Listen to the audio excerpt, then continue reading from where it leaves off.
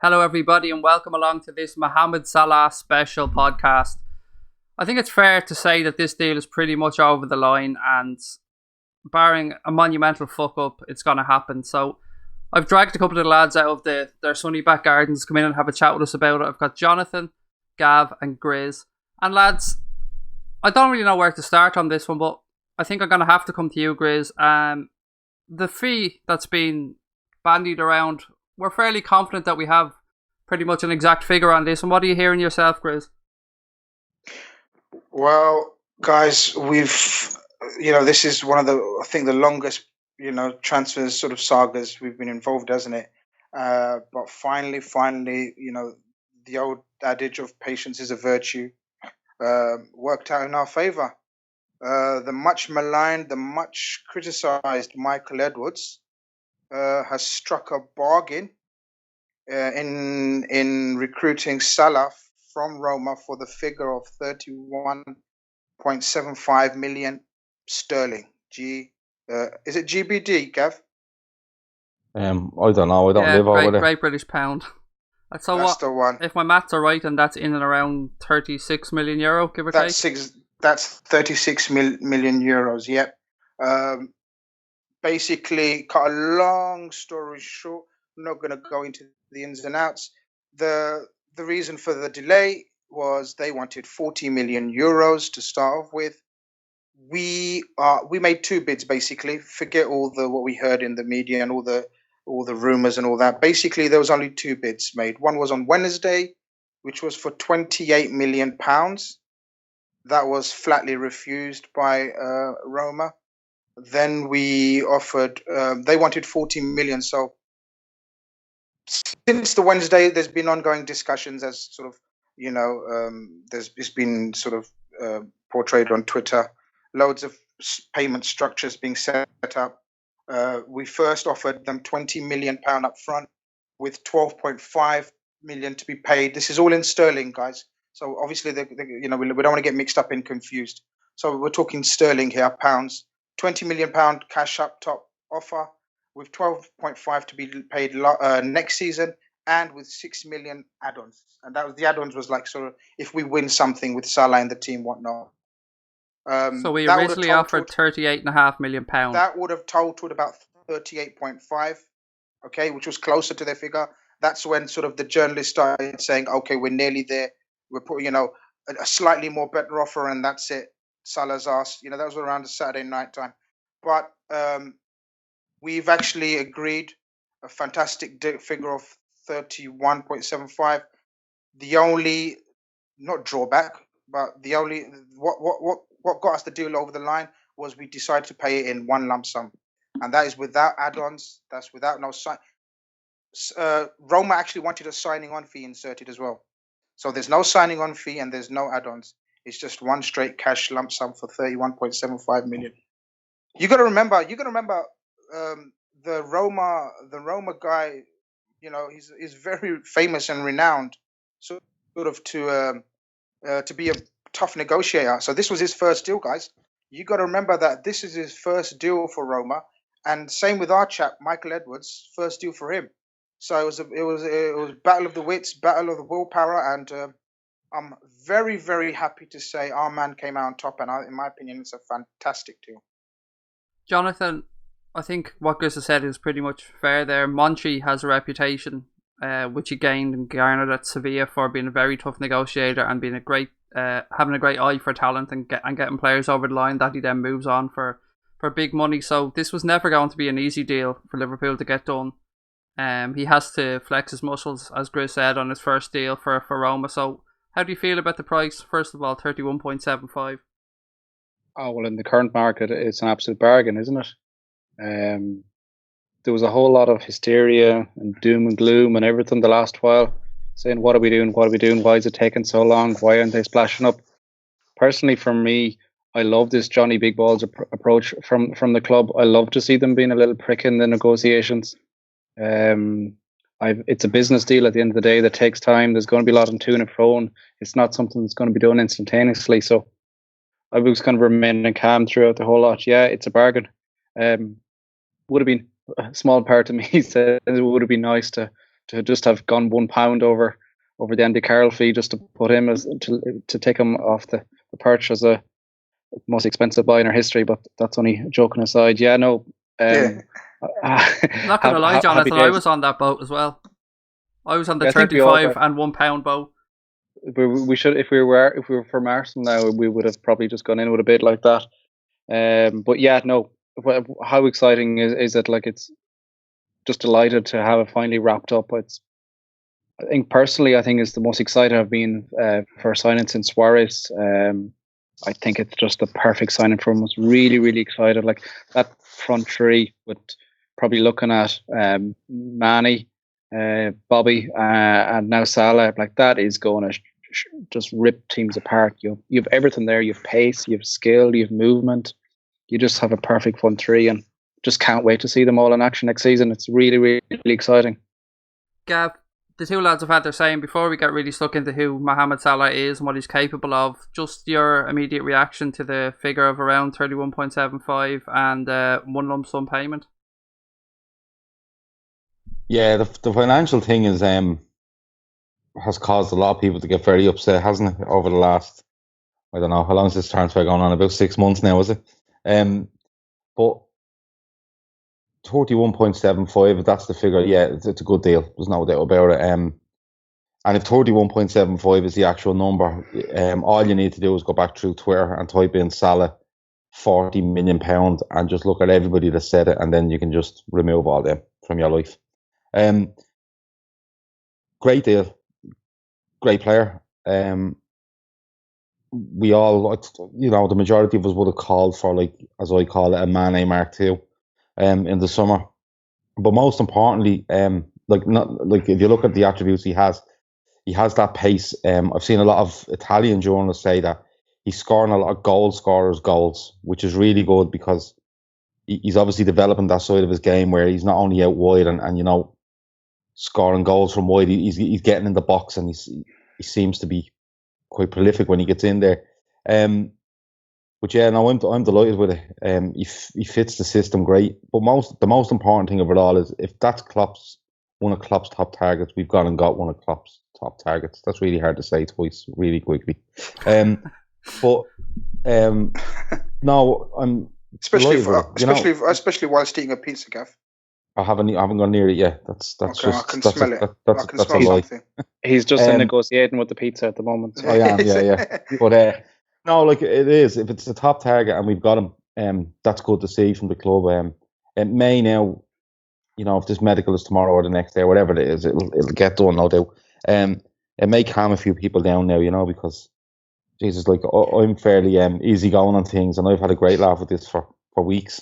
I've had a great laugh with it because no matter what we do, we can't change anything that's going to happen, but people think that they can. But no, I'm really happy with it.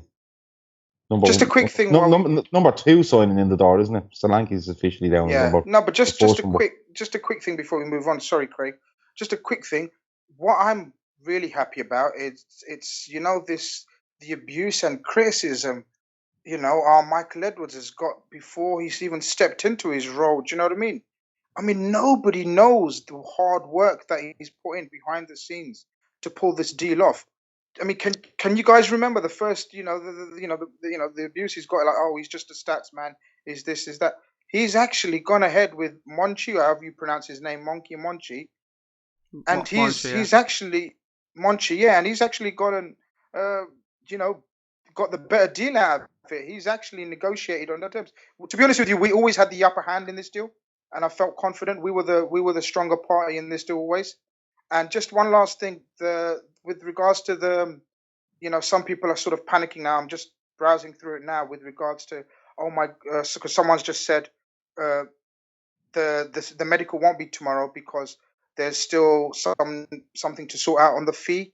Well, that's not technically correct. The fee is absolutely done and dusted. It's 31.75. It's just Salah's to receive £2 million pound signing on fee, which is yet to be resolved in terms of how we're going to pay that. That's just between Salah and his agent and us. That'll be resolved. It's just a doddle, absolute doddle that. But the medical will most likely be Thursday. In regard to Michael Edwards, Gav, I think it's fair to say it's all in the game. Yeah, all in the game. I genuinely I didn't know much of Michael Edwards. It was the Matt that works with us at Anfield Road Wolves is the man that educated me on him. I knew his background and stuff like that, but it was actually Matt that educated me on him, and Matt rates him highly, and I respect Matt's opinion. So, no, he's got his deal done. You can't argue with it.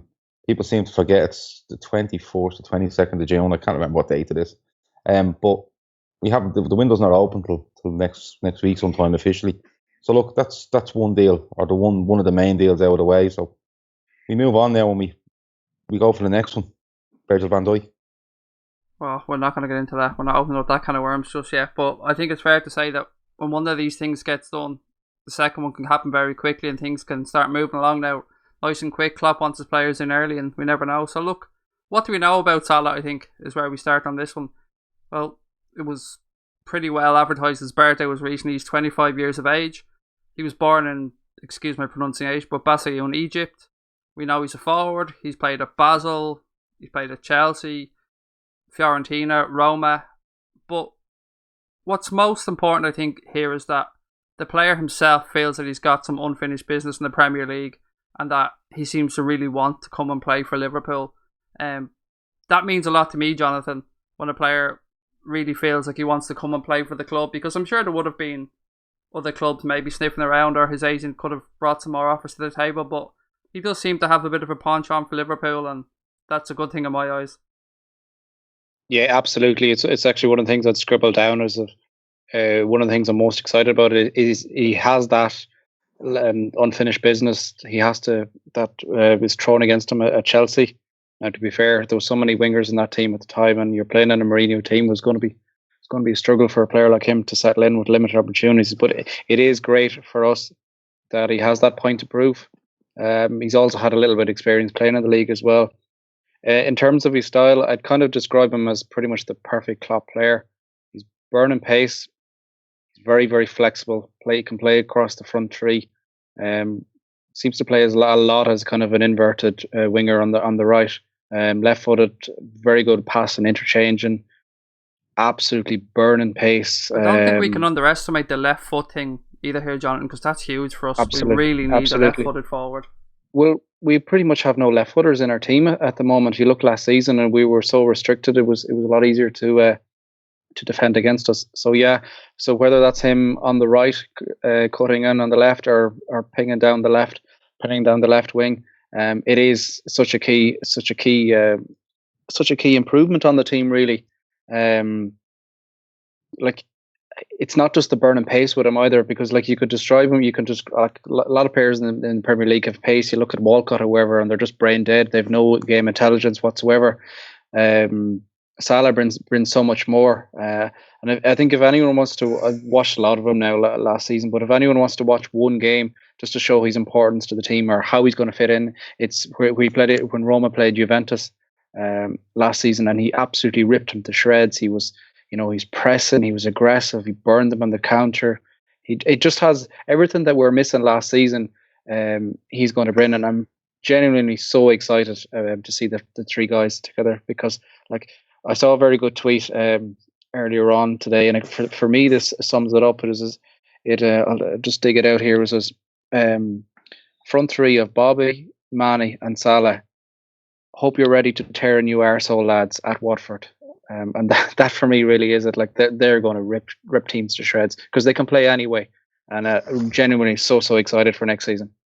Grizz, Jonathan said there that since he went to Italy, Salah has really upped his game, and that's absolutely spot on. But his goal scoring has come on leaps and bounds as well. And I'm usually very honest as I can be, and I have actually seen a lot of Mohamed Salah. There's very few players I'll say that about, but I've watched a lot of him, and everything Jonathan has said there is true. He's got it all, but he's got pace, he's got lightning, game intelligence, he's got an eye for a goal. He's set up Dzeko an awful lot this season. He seems to have it all, but I can't understate the goals thing, because if he can bring 10 or 15 goals in his first season to Liverpool and keep spreading them goals around the front 5 or 6, that can only be a good thing, Grizz.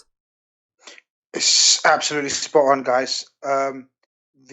just to go back to Jonathan, the game that Jonathan's referring to against Juventus. Well, let's hold on for a second, guys. This is Juventus we're talking about. This was a top of the league game against probably the best defense in Europe, arguably the best defensive team in the Europe. And Jonathan's right; they were petrified of him, and he nearly scored one of the goals of sort of all time, where he just ran the whole length of the pitch. Don't know if you saw that, Jonathan. And he actually cuts in inside in the end and hits the crossbar, which is a bit of a shame because that would have been just a goal that could have been replayed again and again. But no, he fits in absolutely perfectly with the Klopp philosophy. That one not against Roma for the one where he hits the bar, he cuts inside. Was that one not against Roma for Fiorentina? I beg your pardon. That was. I beg your pardon. That was. I remember Stuart Downing doing something similar.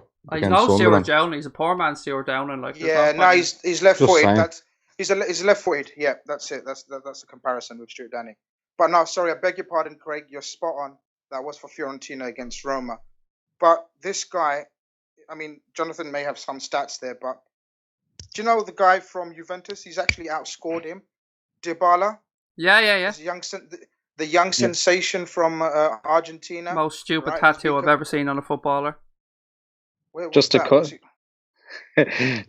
in and give the update there for you, buddy, Grizz. Last season, 19 goals and 12 assists. As compared to Dybala, who probably, I think, scored about 13 goals or something like that, and far less assists. So we're talking an inverted winger with the goal-scoring record of a number 9. And that's a rarity in these days. We all saw the impact Mane made the season gone, right? Playing from that right wing. Well, this guy brings you that. Absolutely, he brings you goals, he brings you assists, he brings you sheer pace. And a lot of stupid people talk about his time at Chelsea and how Jose didn't trust him defensively. Well, I'll tell you what, go and watch some of Salah's games and watch his work rate. You know, just with your God-given eyes, watch the guy's effort and energy he puts into every single game. For his national team, he plays through the centre, so he's got experience of playing through the centre. 52 caps as well, Grizz. Sorry for jumping in there. 52 caps already for Egypt. He's an absolute, and this is what I like. He's absolutely used to the big time because he's an absolute star. He's the main man for Egypt. So the pressure won't be a problem for him. The left-footed Mane is probably a good example of him, but I'd go as far as saying he's far better finisher than Mane, and we've seen Mane's finishing this season has been absolutely impressive. You know, he brings you goals, assists, chances. You know, for me, as Jonathan says, I haven't been excited for this kind of for a signing like this for an ages, man, because I think he's just absolutely perfect. The left-footed factor. Do you remember, guys? I think Gav, you tried to answer that question when I tweeted, what was the last Premiership team to win without a left-footed in the team? And nobody could answer it. Yeah, and nobody could answer it. So hey, the league title's coming our way because now we've got left foot in the team, boys. Gav, he's called the Egyptian Messi for a reason because he really is pretty damn good. You looking forward to seeing him in the front three? Didn't know he was called that. Egyptian Messi. I'm having it, Gav. Don't even try and knock this down. He's our Messi now, and that's it. Yeah, I'm not having it. You want to go somewhere to compare anyone to Messi, in my opinion. But yeah, I'm looking forward to it, and I think people have talked about the left-footed thing. I've kind of looked at this and the way people have spoken about him. I can see him playing anywhere across the front three, and I include down the centre in that. Well, let's look at this more thoroughly then. Let's start from a midfield base and work forward and see where we think we might be looking with what we have at the minute. You can do that, but you see the thing, like we have to get into. I've said this before. We have to get into a mentality, right, where we can't pick the team. We genuinely can't pick an 11, and the reason we can't pick an 11 is because there's 18 players there, and all of them are as good as each other, and that's where we're working towards, in my opinion. Yeah, he may start left, Mane right, Firmino up top. You never know. Sturridge is around. Origi won't be there. Ings, I'm not too sure of, but with that front three or the front two or whatever way they're going to work it. The likes of Mane can play all the way across the front. He can play all the way across the front. Firmino can at times. I don't think he's as effective from out wide as he is centrally. Not even close. But very versatile in my opinion, and I'm just delighted with it. It's just another exciting attacking player that, more importantly, strikes fear into teams. And when you strike fear into teams, they go defensive with more defensively minded players, which means they can hurt you less. And I'm all for that as well. When I was thinking originally about Salah on the left of that front three, as you were saying, so Salah, Firmino, and Mane, and I went back to the midfield, and again, you made a very fair point about us hopefully being in a position where we have 18 players good enough to start in the first 11. But no matter what way I start thinking things across and dropping Coutinho a bit deeper, I always ended up forgetting about Lallana and trying to squeeze Lallana into that midfield, and he's a player that Klopp really does seem to be very fond of. Do you know what? I agree with... Sorry, go on. Oh, no, I think a lot of people are forgetting Lallana, and I don't know why, because I think he's one of the first names on the team sheet. I think if you have Coutinho dropping deeper, you're more than likely have Lallana. I'd have Lallana beside him. And I think Wijnaldum backs them up, and I think everyone being fit and everything being fair, I think at the moment, Henderson starts and Chan deputises for him. Just the way things stand. That could all change if you bring in another midfielder. But that's the options you want, you know. That's the options you want. If you want to go to a diamond, you can get an extra player in midfield and you can put two up front. There's loads of different options, and that's why you need all these signings. But no, I wouldn't forget Lallana for a second. He's by far the most improved player under Jurgen Klopp since he arrived, in my opinion. And do you know what? He's what you see. These three lads press. Sorry, Grizz, just very quickly. These three lads up front will press and harry and this, that, and the other. But you have to remember, the trigger for most of that is usually the player just behind. He pushes up the pitch. He triggers all these lads, and Lallana is the master of it. You know, in our team, he's the master of it. So I wouldn't forget Lallana not for 1 second, especially when the season starts.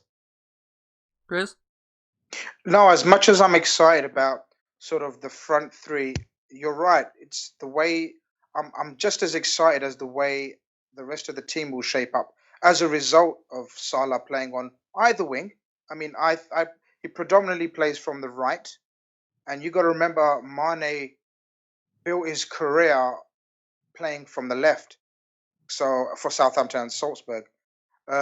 So, you know, the beauty of it is we kind of know that Coutinho is going to play far less on the wing and far more central, which opens up, you know, our attack absolutely beautifully. Because you got to remember, a lot of people are saying with Salah and Mane, a lot of teams are going to really go deep against us. And if it's possible, even deeper than, you know, they've been last season. But the difference being this time around is Coutinho will have targets and runners. Coutinho will play through the middle, which opens up both sides of the pitch we've alluded to before in previous pods. And in my opinion, we'll, as we guys have just sort of struggled to sort of pick a team, this is exactly what we're working towards. And Klopp, I think Klopp, in my opinion, I think Klopp was a bit pissed off with the predictability of our attack. You know, it became quite predictable. You know, Mane on the right, or even when Mane wasn't there, sort of Firmino through the middle and Coutinho on the left. You know, it became a bit pedestrian, you could say. It became a bit predictable. Teams knew every week how we're going to set up. And even we could have kind of sort of pretty much guessed the teams every week. Going forward, and with the kind of signings that we're looking to make, the beauty of it is we really can't pick our strongest 11. And that, in my opinion, that's a good thing. Klopp has definitely got some choices and options, not only with players, but formations. As we said, Salah can play through the middle. In my opinion, I think we're going to see Mane through the middle quite a lot as well. So it definitely gives him options. And, you know, as you said, we want to be sitting on Friday night if the game's on Saturday, or Saturday night, you know, if the game's on Sunday, thinking, who are we going to pick tomorrow? Who's going to play where? Where's he going to play where? And this is exactly what we want the opposition. We want the opposition not knowing what we're going to throw at them, you know? So in every aspect, this signing makes sense. And looking forward to this season, boys. Looking forward to this season. Jonathan, Grizz made a couple of good points there, and it reminded me of a couple of things. one, adding such pace to the team and having Mane as well gives Klopp a couple of options, and really importantly, I think going into top level European competition next season, we're going to be soaking up pressure at times, and the pace on the counter attack of Salah and Mane, whether it be from a ball over the top or just even a 60-yard diagonal, it's frightening. But another thing Grizz touched on was the predictability we had last season when teams sat back and just told us to come on to them. And with the pace of, okay, we had Mane at times, but he was injured towards the end of the season. So the pace of a Salah and a Mane to even run at a defender from a standing start, just 1-2 yards to get in behind the back of them, can make the world of difference as well, compared to a Milner who's having to cut back in onto his right foot and trying to cross the ball in. This could be huge for us next season, and as Grizz said, it opens up a world of options for the manager. Oh, it absolutely does. Just to harbour on what the guys have said there, and what I've said previously in other pods, is we need to be in the position next season where we're having fights amongst ourselves, almost trying to predict the team, and we need all those options so we can be flexible in game versus other teams, change the system. Yeah, it's great. Like, we can straight away, even me as an uneducated fool, just thinking there, you can see options straight away. As you have said, we can sit deep. We can play the two ping balls over the top to the two guys and catch them on the counter. You can play with the front three and push high up the pitch, and then that leaves more room for the likes of Coutinho from deep, and Gini and Lana and etc. running deep as well. We just have those options. You think back to the bad spell that really kind of cost us, really making last season a great season into an excellent season. That January period where we were just, team sat back on us. We passed the ball. We had all the ball. We passed the ball laterally for 90 minutes, and it was very easy to defend against us. Like the one thing that scares the life out of defenders is pace, and now we've that in abundance on both sides. You can really press up the pitch and free up other options. So yeah, it's going to make a world of a difference to our game. Gav, I wanted to bring you in on this, on the tactical side of the game as well, but we were talking there about the three front forwards and who's going to play to the middle, who's going to play left or right, but I don't think that will really matter because our front three will not be staying in position for a 90-minute game, from what I gather anyway. No, if you look back at Klopp's team, when you look at all the players he had, like Rice, Kagawa, Lewandowski, Götze, even as you move on, Aubameyang, the thing was they were very fluent. Like, that word fluent is always thrown about, and it's not true half the time. If a fella can run in one direction, and another fella on the other side can run in one direction, they're called fluent. That's a myth. But they were fluent because what they done was there was 4 positions on the pitch, and it didn't matter which one of them took them up once they were taken up. That way. You'd see Lewandowski dropping in. You might see a player going beyond them. 2 wingers might switch. The striker could end up out wide. The wide man could end up in the middle. So that's fluent. You could have a fluent thing here, but the sort of player that Salah is, and the crucial thing about this is, with him signed, it makes your fullbacks even more important, in my opinion. Because you are going to have teams, like Jonathan said, terrified of pace. So immediately they drop off, and that's when you need fullbacks. Like I've spoken before about the likes of Zabaleta, that was amazing at getting in behind defences. But this is where your fullbacks are going to need to be really good, because if you watch Liverpool last season, especially when Mane played, you'd see like when they show a graph on the pitch and they'll highlight the 4 midfielders and they're in a straight line and they're set. You'll notice an awful lot against Liverpool that the opposition's right side will be pushed up to squeeze Milner and Coutinho, and their left side will be dropped back, so it'll be nearly diagonal across the pitch, because they knew if we press the left side, they won't get in behind us, and if we drop back, the right hand side, Liverpool's right hand side, can't get in behind either, because we don't want to be exposed to that pace. This is where the fullbacks are going to come in. With Salah, Mane, for argument's sake, and Firmino pushed up high on the pitch, the other team will be they're not going to let you in behind easy, so you will need the fullbacks to be really, really good at getting in around the back, in my opinion, because you're going to find that if you think it was bad this season with teams dropping off, the likes of United and other fucking arseholes, the it's going to be even worse if you stay with these lads. It really, really is, And this is where young TAA comes in this season. I think I've got a very, very good feeling that Trent Alexander-Arnold will play far more games than last season. I think he's really, really going to be pushing Klein, because you're absolutely right, Gav. We will rely on our fullbacks, and this is why all eyes are on sort of LFC, who we're going to bring in as a left back now, because surely it's not going to be James Milner. He's done a decent job, but our fullbacks are going to be absolutely crucial. It will just add to the options of Coutinho again. You've got to remember a front three, rotating front three, right, and then attacking fullbacks making runs from deep. I want to see some park buses, man. I want to see some park buses being smashed down this season. I'll tell you that. Is there anything to be said, lads, for a 3-4-3 system? Absolutely. No. I go on. No, I'm not a fan of it at all. A 3-4-3 system is not a 3-4-3. It's a 5-3, whatever you call it. It depends if you're in transition or not. It depends if it's a 5 or... Yeah, but the natural thing I find in it, they call it a 3-4-3, and it's simply not. You're playing 5 at the back, as far as I'm concerned. But yeah, but the natural thing is for these wide men, because they might feel exposed being out there on their own, is to drop back.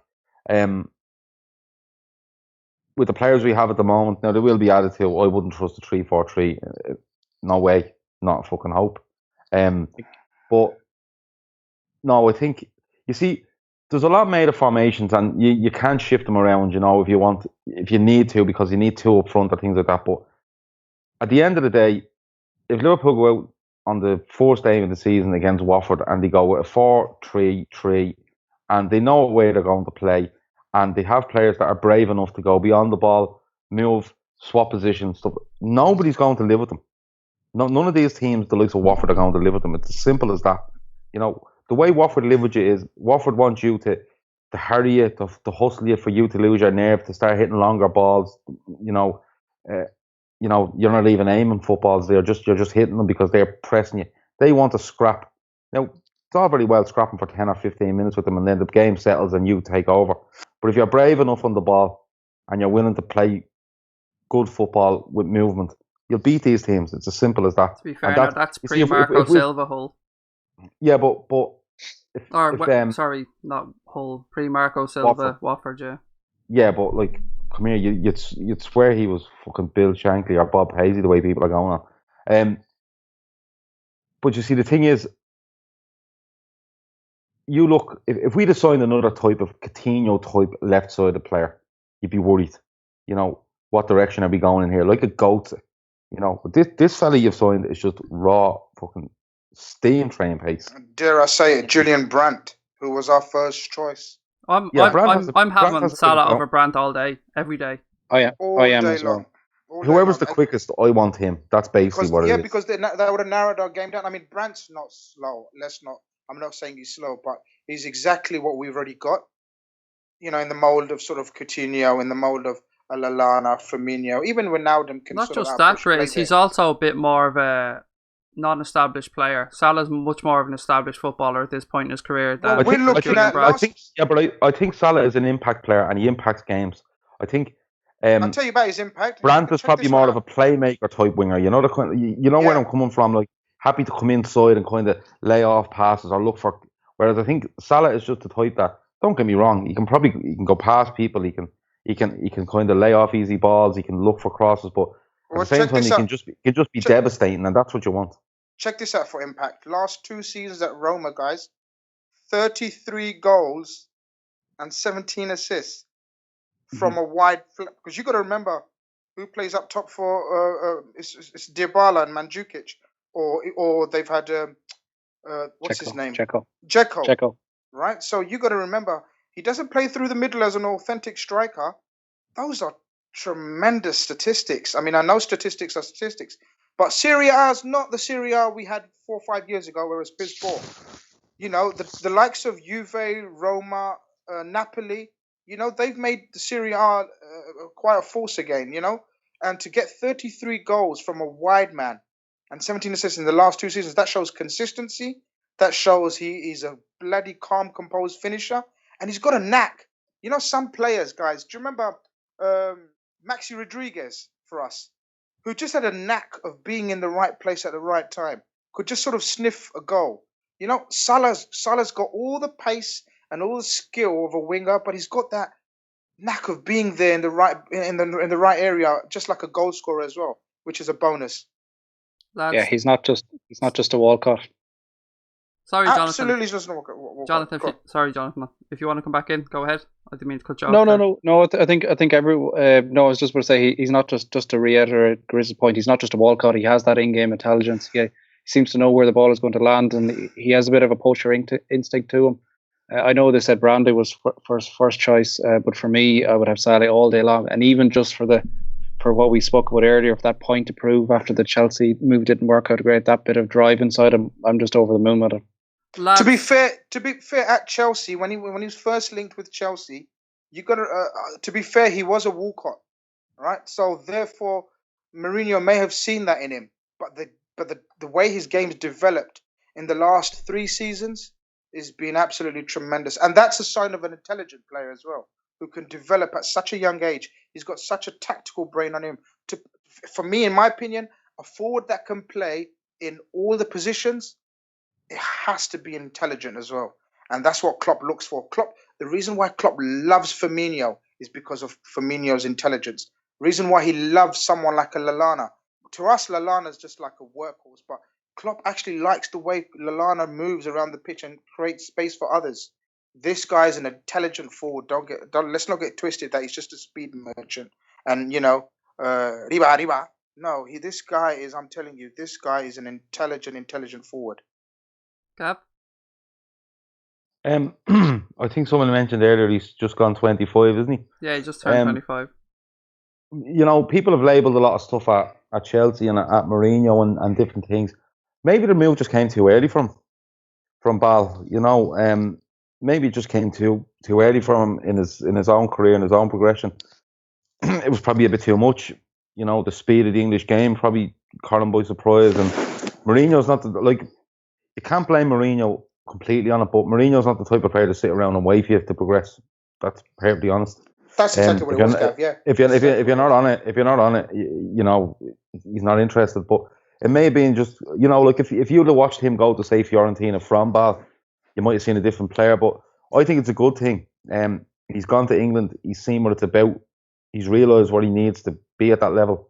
He's gone to Italy. He's done well with Fiorentina, earned a move to a bigger club in Roma.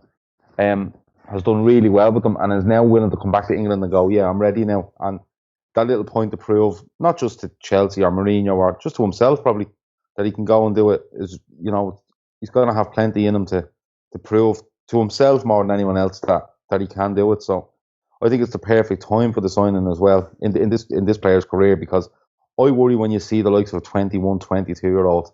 Now, in fairness, he's probably playing is he 21? He's probably playing about 4 years. But I worry a little bit when you see 21, 22-year-olds and they're thrown in and they're claimed as this, that, and the other. And you worry it just gets the better of them. The one that always sticks to me at the moment is Martial at United. Massive money, 19, I think, when he signed. Started like a house on fire. And I nearly forgot he played for United last season. You know, so at 25, after move to England, 2 clubs in Italy and progression in Italy, I think it's the perfect time for this signing for both him and Liverpool. Something that comes to my mind, Gav, is Mourinho as well. Wasn't it Mourinho that moved on Kevin De Bruyne?